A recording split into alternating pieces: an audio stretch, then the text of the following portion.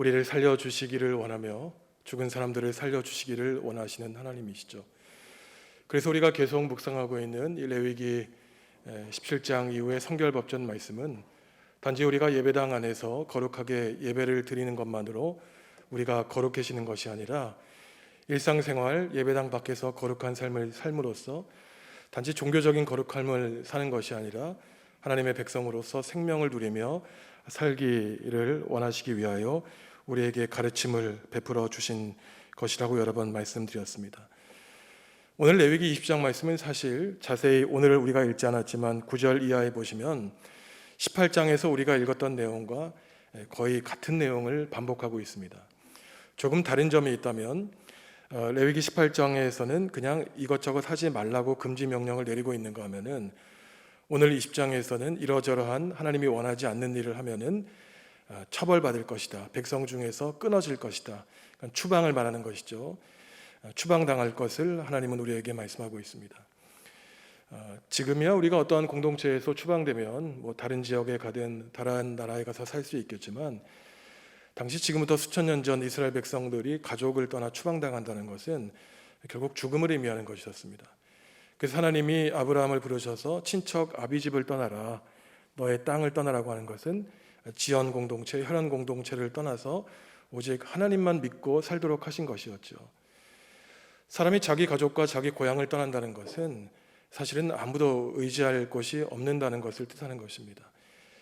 뒤에 자기 가족이 있고 뒤에 자기의 고향 사람들이 있을 때 자기는 어느 정도 보호를 받을 수 있을지 모르지만 하나님이 친척 아비집 고향 땅을 아브라함에게 떠나라고 하신 것은 의지할 것을 완전히 끊어버릴 그때 바로 아브라함은 믿음의 사람으로 하나님만 의지할 수 있는 것을 우리에게 말씀하고 있는 것이죠.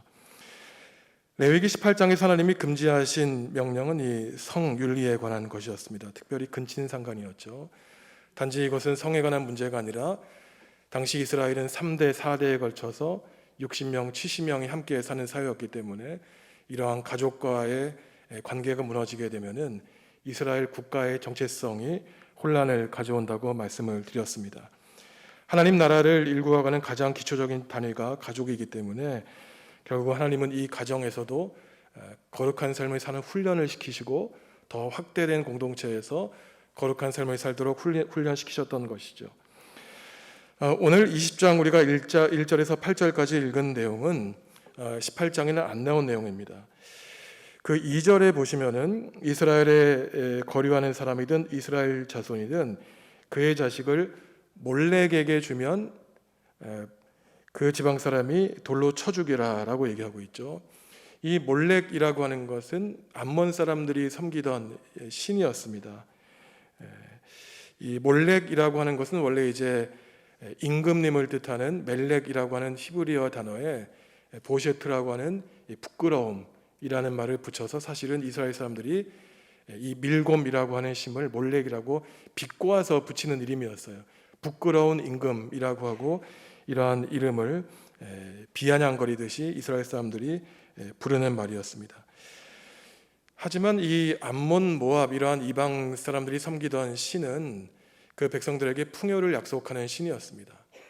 그러니까 이스라엘 사람들도 가나안 땅에 들어가서 배가 고팠지 않습니까? 가보니까 가나안 사람들이 굉장히 배부르게 사는 것이에요. 그 원인을 그들이 믿는 신에게 원인을 돌렸던 것입니다. 우리도 그래서 그러한 신들을 섬기면 우리가 더 잘 살게 되지 않을까 이러한 유혹을 받았던 것이죠.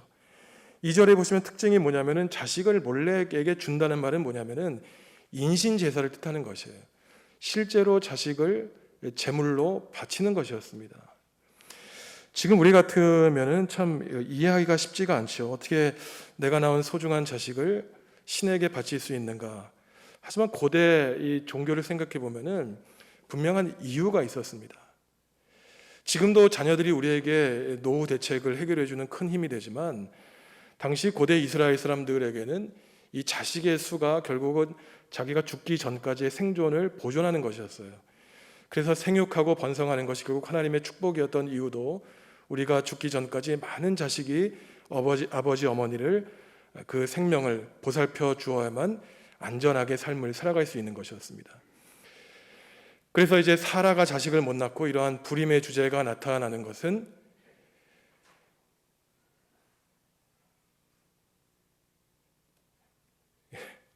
불임의 주제가 나타나는 것은 그러한 생육하고 번성하는 것에 대한 하나님의 질서를 방해하는 그런 것을 뜻하는 것이었죠. 그래서 자녀를, 첫째 아들을 특별히 몰렉신에게 바쳤던 이유는 뭐냐면은 자기의 가장 소중한 것을 바친다고 생각한 것이었어요. 그래서 이 제사하는 사람들이 그 대가를 바라지 않았겠습니까? 그 대가가 무엇이었냐면은 더 많은 자식을 그 신이 줄 것으로 생각을 했던 것이었습니다. 그래서 하나님은 이러한 신에게 자기 자식을 바침으로써 다른 많은 자식들을 얻는 이러한 것에 대해서 생명을 죽이는 제사, 잘못된 제사라고 우리에게 분명히 말씀하시는 것이죠. 오늘날 종교도 사람의 생명을 희생시키는 종교가 있습니다. 많은 이단들이 그렇지 않습니까? 그렇기 때문에 건강한 종교냐 건강하지 않은 종교냐 판별하는 기준은 과연 그 종교가 우리의 생명을 복되게 하느냐, 그렇지 않고 그 신에게 희생시키느냐라는 기준을 우리가 생각할 수 있는 것이죠.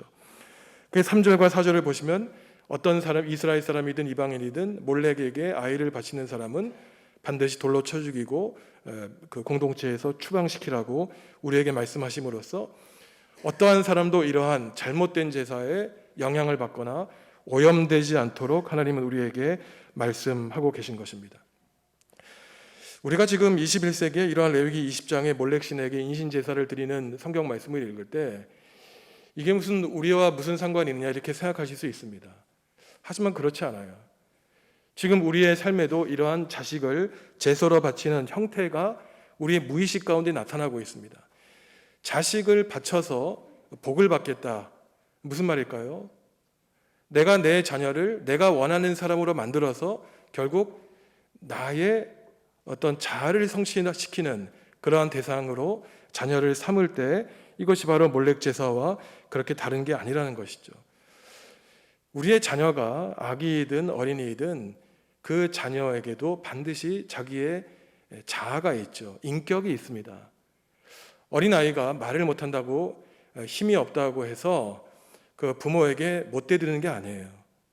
속으로는 다 우리 부모에 대한 원망이 있지만 단지 물리적인 힘이 없기 때문에 자기가 잠깐 참고 있는 것이죠. 제 아들이 아기 때 그 엄마 아빠가 혼내면은 한 가지 버릇이 있었어요. 눈을 치켜 뜨면서 흰자만 보이게 하는 것이었습니다. 그래서 제가 나중에 커서 너 왜 그랬니 그랬더니 자기도 무서운 것을 보여주기 위했다 이렇게 얘기를 하는 것이었어요. 그래서 제가 생각한 것이 그렇구나. 얘가 비록 아빠 엄마한테 그 어린 아이 때는 자기 힘으로 싸울 수 없었지만 마음속에 그 적대감을 가지고 있는 거예요. 그래서 우리는 어린 아이들을 양육할 때 너 이래라 저래라 명령할 수 있다고 생각하지만 사실은 그 위압적으로 명령하는 그 순간순간에 자녀들은 부모에 대한 이 적대감이 쌓이는 것입니다. 그래서 우리가 성숙한 신앙인이라면은 성경 말씀도 그렇지 않습니까? 너의 자녀들을 노엽게 하지 말아라. 이게 뭐 아이들 눈치 보라는 것이 아니라 그 자녀들을 인격체로 대해서 그 아이가 스스로 결정하고 고민하고 결단할 수 있는 신앙으로 훈련시키는 것이 그리스도인의 자녀 교육이라는 것이죠. 제가 학교에 있을 때 많은 학생들이 상담을 받으러 옵니다. 무슨 대답을 기대를 하죠. 근데 저는 답을 안 해줘요. 그리고 뭐라 그러냐면은 이미 다 답을 알고 있지 않냐. 나한테 확인받고 싶은 거 아니냐. 그 얘기를 합니다. 원하는 것, 기도하고 할 수 있는 것, 할 수 없는 것 잘 구별해서 결정해라. 그 대신에 책임은 스스로 지는 것이다. 우리가 어렸을 때부터 초등학교, 중학교, 고등학교 때부터 아이들이 스스로 고민하고 결정할 수 있는 훈련을 시키는 게 참 중요한 것입니다. 나이가 50, 60대여도 우리가 중요한 결정을 스스로 못하는 사람이 있지 않습니까? 그게 왜 그러냐면 어렸을 때부터 늘 다른 사람에게 물어보고 결정을 대신 해주기를 원했기 때문에 나이가 들어도 스스로 결정하지 못하는 것이죠. 그래서 독립적인 자아, 하나님의 자녀로서 자율적인 삶을 살 수 있도록 우리는 단지 우리 자녀들을 위해서 기도할 뿐이죠. 그래서 이 몰렉 제사가 가지고 있는 이 자녀를 통한 복이라고 하는 것, 이것은 하나님이 보실 때에는 굉장히 불손한 것이라는 거예요. 우리는 그저 그 자녀가 행복할 때 그 행복을 통해서 부모가 행복해지는 것이지 이러한 이방신들이 가지고 있었던 어떤 자식을 수단으로 삼는 이러한 행위에 대해서 하나님은 원하지 않으신다는 것입니다. 그 다음 6절 이하를 보시면 접신한 자와 박수무당 섬기는 것, 이거 하지 말라는 거예요. 쉽게 말하면 점치는 것입니다. 우리가 굳이 점집에 가지 않더라도 오늘 하루의 운수를 본다든가 꿈의 해몽을 본다든가 이런 게 다 이것과 관련된 것이에요. 이것은 마치 음란한 삶을 산다는 것과 비슷하다는 것입니다. 왜 이 얘기를 하고 있냐면은 하나님과 백성 사이에는 부부관계를 묘사했어요. 성경은 하나님은 남편, 백성은 아내. 그런데 이 다른 신을 가서 섬기는 것은 마치 음란해지는 것이라고 성경은 우리에게 말을 하고 있는 것이죠. 사람들이 언제 이 접신환자와 무당을 찾아갑니까? 왜 찾아가죠? 내 미래가 궁금할 때.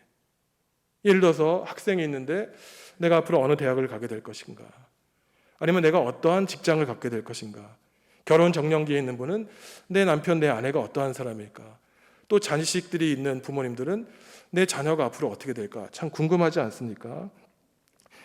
그런데 결론적으로 말씀드리면 하나님이 우리에게 말씀하시는 것은 다 그런 것들이 부질없는 일이라는 것이에요. 우리가 내일 내 모습이 어떻게 될까 궁금해한다고 그게 이루어지지 않는다는 것입니다. 그거 걱정하고 궁금해할 그 순간에 그냥 최선을 다해서 살라는 것이에요. 제가 몇 주 전에 설교 말씀을 통해서 드렸지만 학교에서 제가 그러한 말을 자주 한다 그러지 않습니까? 내가 지금 좋은 교수가 아닌데 앞으로 어떻게 좋은 교수가 되겠는가? 지금 내가 좋은 사람이면 앞으로도 좋은 사람이 되는 것이죠. 그래서 접신환자와 박수무당을 찾아가서 나의 미래를 묻는 것은 하나님에 대한 불신앙에서 비롯된다는 것이에요. 아무도 우리의 내일 모레가 어떻게 될지 모릅니다. 당장 내가 내일 모레 내 삶을 마칠지도 모르죠. 하지만 기독교인들이 신앙 고백하는 것에 확실한 것은 무엇이냐면은 나는 내 미래를 모르지만 내 미래는 누구에게 달려 있다는 것입니까? 하나님께 달려 있다는 것이에요. 그것만은 확실하다는 것입니다. 그렇기 때문에 내가 지금 조금 어려운 길을 가고 방황을 하고 잘못된 길을 갈지라도 결국 하나님을 믿는 신앙인들의 미래는 하나님께 달려있기 때문에 절대로 미래에 대한 걱정을 할 필요가 없다는 것이에요. 그렇기 때문에 무당을 찾아가지 말라는 것입니다. 헛된 미래를 궁금해하는 것 의미 없고 부질 없다는 것이에요. 이것은 단지 레위기 20장에서 말하는 것이 아닙니다. 예수님이 그렇게 말씀하셨죠. 자, 우리가 마태복음 6장 상상수훈 33절과 34절 말씀, 이 같은 말씀이에요. 같이 한번 읽겠습니다. 시작. 그런즉 너희는 먼저 그의 나라와 그의 의를 구하라. 그리하면 이 모든 것을 너희에게 더하시리라. 그러므로 내일 일을 위하여 염려하지 말라. 내일 일은 내일이 염려할 것이요 한날의 괴로움은 그날로 족하니라. 아멘. 내일 이렇게 될까 저렇게 될까 걱정하지 말라는 것이에요. 예수님이 계속 말씀하시죠. 걱정한다고 네 키가 자라겠느냐, 걱정한다고 그 문제가 해결되겠냐는 거예요. 그래서 오늘 괴로운 거는 오늘로 그만이지 내일 일어나지도 않을 일을 미리 걱정하면서 살지 말라는 것입니다. 그러면서 33절에서 뭐라 그럽니까? 너희는 먼저 무엇을 구하라는 거예요? 하나님 나라와 그의 의. 그의 의라는 것은 하나님이 원하시는 것을 구하시라는 거예요. 그러면은 하나님이 나머지는 다 알아서 하신다는 겁니다. 문제는 뭐냐? 이 순서가 바뀌었다는 거예요.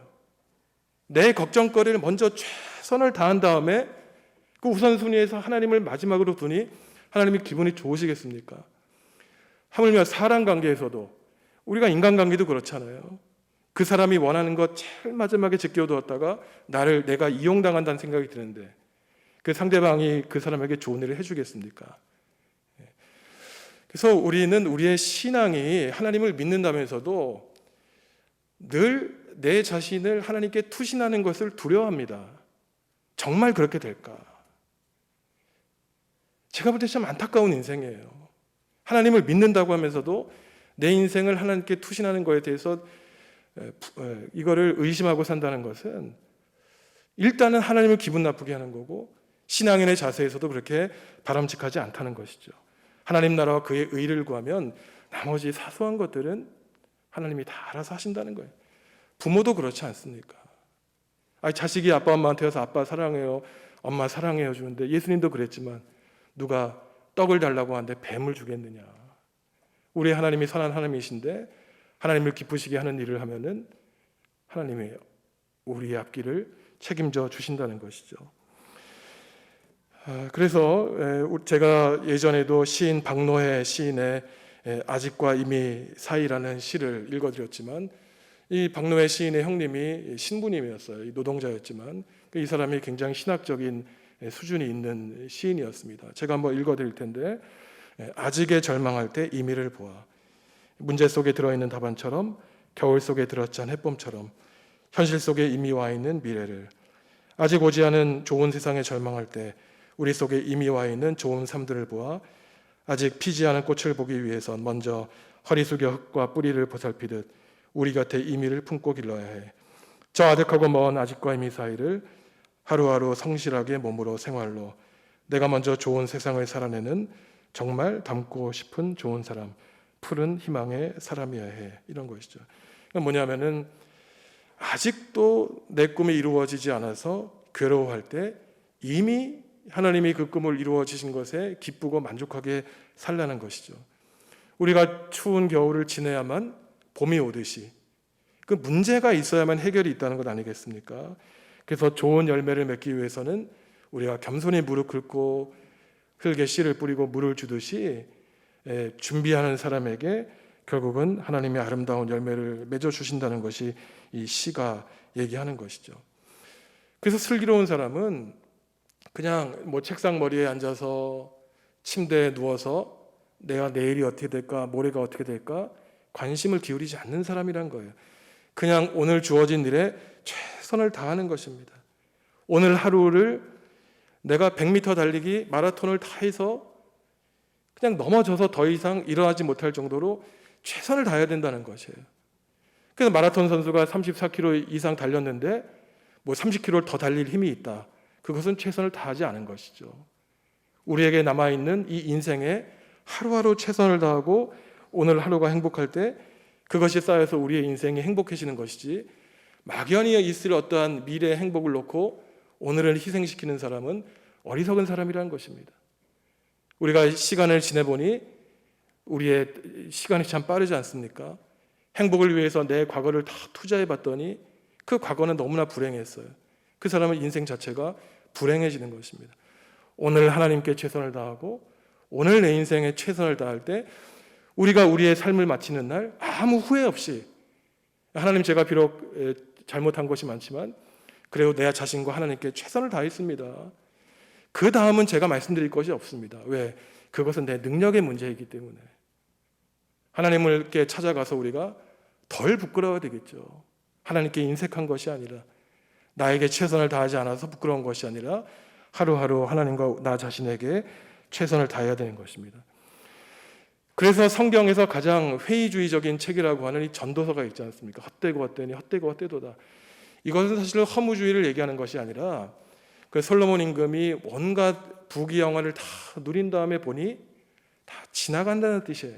이게 허무주의를 얘기하는 게 아니라 내 시간, 내 인생, 내 돈, 내 명예, 내 권력 다 내 손에서 떠나가는 실체들이라는 것이에요. 내가 그것이 영원히 내 것인 줄 알고 움켜쥐고 살았지만 헛되다는 것이에요. 내가 그것을 붙들고 하늘 아버지께 갈 수 있는 사람이 아무도 없다는 것입니다. 그래서 이 헛되다고 하는 것이, 우리가 오해하는 것은 인생이 허무하기 때문에, 다 끝나기 때문에 뭐 우리가 인생을 그냥 막 살자 이게 아니라, 그래서 솔로몬이 깨달은 게 있어요. 이 헛된 삶, 지나가는 삶 가운데 그럼 우리가 어떻게 의미 있게 살아야 되느냐, 그 전도서의 이 결론 핵심 부분인데요, 굉장히 의미심장합니다. 허무한 사람들에게 주는 이 솔로몬 임금의 지혜의 말씀이에요. 우리가 전도서 9장 7절에서 10절까지 같이 읽습니다. 너는 가서 기쁨으로 내 음식물을 먹고 즐거운 마음으로 내 포도주를 마실지어다. 이는 하나님이 내가 하는 일들을 벌써 기쁘게 받으셨음이니라. 내 의복을 항상 희게 하며 너 머리에 향기름을 그치지 아니하도록 할지니라. 내 헛된 평생의 모든 날, 곧 하나님이 해 아래에서 내게 주신 모든 헛된 날에 내가 사랑하는 아내와 함께 즐겁게 살지어다. 그것이 내가 평생의 해 아래에서 수고하거든 내 몫이니라. 내 손이 이를 얻는 대로 힘을 다하여 할지어다. 내가 장차 들어갈 수월에는 일도 없고 계획도 없고 지식도 없고 지혜도 없음이니라. 아멘. 여기서 재미있는 표현이 하나님이 너에게 주신 보람 있는 날, 행복한 날 이렇게 얘기하지 않아요. 하나님이 너에게 주신 헛된 날에, 이게 허무한 날이 아니라 지나가는 날이라는 거예요. 오늘 하루가 벌써 우리에게 지나갔어요. 우리가 사랑하는 사람들과 행복을 누리려고 해도 오늘 다 지나갔습니다. 우리가 죽으면은 거기는 일도 없고 계획도 없고 우리 인생의 끝이라는 거예요. 그러니 유한한 인생에서 이 헛된 날, 허무함을 극복하는 방법이 무엇이냐? 머리에 기름 바르는 것이, 좋은 옷 입으라는 것입니다. 아내와 함께, 가족과 함께 포도주를 마시라는 거예요. 여기서 포도주를 마신다는 것이 쾌락을 누리며 살라는 것이 아닙니다. 소소한 작은 행복을 하루하루 누리며 살라는 것이에요. 아니, 우리 인생에 서로 사랑하기도 바쁜데 얼마나 미워하고 삽니까? 서로 축복하기도 바쁜데 서로 시기하고 질투하고 결코 하나님이 원하시는 모습이 아닌 것이죠. 그래서 오늘 레위기 20장에서 하나님이 우리에게 주시는 말씀은 우리 자녀들을 위해 기도할 때 하나님이 키워달라고 기도하라는 것이에요. 그리고 미래에 쓸데없는 관심 갖지 말라는 것입니다. 그럴 시간에 그저 우리에게 주어진 하루하루 삶에 감사하며 소소한 일상에 기뻐하며 살라는 것이죠. 이것은 결국 그래서 굉장히 중요한 신앙적인 가르침을 우리에게 줍니다. 누가 참된 하나님인가? 여기 하나님을 대체하는 많은 신들이 나와요. 사실은 누굽니까? 몰렉, 이방신이 될 수 있어요. 그 다음에 접신한 자 박수무당이 내 신의, 나의 미래를 책임지는 신이 될 수 있습니다. 또 누굽니까? 내 자식이 나의 우상이 될 수 있어요. 결국 우리의 우상은 단지 어떤 형상을 만들어서 신으로 절하는 그게 아닙니다. 하나님보다 위에 놓는 것. 우리는 그래서 우리 마음속에 늘 엄청난 우상을 모시고 살고 있어요. 그게 혹시 내 명예면 그것이 우상입니다. 그게 내 돈이면 내 우상이에요. 솔직히 그런 고민들 하시죠? 내가 헌금할 때 10,000원짜리, 20,000원짜리 늘까 말까 얼마나 내 마음속에 고민을 합니까? 그때 한번 생각해 보세요. 하나님이 우리의 그러한 모습을 보시면서 야, 참 네가 나한테 그러한 모습을 갖고 있는데 제가 헌금 강요하거나 헌금을 많이 내시라는 말씀이 아니에요. 우리의 신이 결코 재물이 안 된다는 것입니다. 우리의 참된 하나님은 하나님 한 분밖에 없다는 것이죠. 하나님 나라와 의를 위해서 우리가 최선을 다할 때 이 천지 만물을 지으시고 우리를 구원해 주신 하나님이 다른 모든 것 우리에게 책임져 주실 것을 우리가 확신할 수 있는 것이죠. 지난주 부활주의를 보내면서 죽음마저 이겨내신 하나님이신데, 예수님이신데 그 어느 무엇 우리를 위해서 못해 주시겠습니까? 이제 매주일 그리스도인들이 주일마다 부활절로 기념하며 보인 것처럼 우리가 오늘 이 시간에 함께 결단하면 좋겠습니다. 하나님만이 나의 하나님이십니다. 혹시나 내가 내 마음속에 내 자녀이든 내 명예든 내 미래든 그 어떤 것이 하나님의 자리를 차지할 때 하나님 저의 자아를 쳐주십시오. 포기하게 하여 주십시오. 하나님만이 나의 참된 구세주임을 고백하게 해 주십시오. 결단해야 되겠죠.